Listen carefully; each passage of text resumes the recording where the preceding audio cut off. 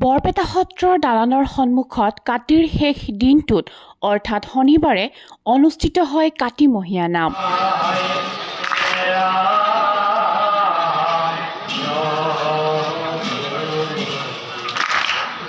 সত্ৰৰ ভকত বৈষ্ণৱ আৰু ভক্তপ্ৰাণ ৰাইজৰ অংশগ্ৰহণেৰে অনুষ্ঠিত হয় বৰপেটাৰ পৰম্পৰাগত কাতিমহীয়া নাম। সত্ৰনগৰী বৰপেটাত পৰম্পৰাগতভাৱে পালন কৰা কাতি বিহুৰ সৈতে সম্পৃক্ত হৈ আহিছে সত্ৰীয়া ৰীতি আৰু পৰম্পৰা। বৰপেটাত কাতি বিহুৰ সৈতে জড়িত হৈ আছে গুৰু দুজনাৰ অপূৰ্ব সৃষ্টি নামৰ পৰম্পৰা। সমগ্ৰ ৰাজ্যখনত ভাদ মাহটোক পবিত্ৰ জ্ঞান কৰি যিদৰে ভাদমহীয়া নাম অনুষ্ঠিত হয়, একেদৰে সত্ৰনগৰী বৰপেটাত ভাদৰ পৰিৱৰ্তে গোটেই কাতি মাহজুৰি অব্যাহত থাকে নাম প্ৰসংগ। কাতি মাহৰ প্ৰতিটো দিনতেই সত্ৰনগৰীৰ হাতীসমূহত ৰাইজে নাম অনুষ্ঠিত কৰে। কাতি বিহুৰ দিনটোৰ পৰাই বৰপেটাত আৰম্ভ হোৱা পৰম্পৰাগত কাতি মাহৰ নাম কাতিৰ শেষ দিনটোত সামৰণি পৰে। পৰম্পৰাগতভাৱে শনিবাৰে সত্ৰৰ দালানৰ সন্মুখত অনুষ্ঠিত নাম প্ৰসংগৰ জৰিয়তে সামৰণি পৰে বৰপেটাৰ ঐতিহ্য আৰু পৰম্পৰাৰ নিদৰ্শন কাতিমহীয়া নামৰ।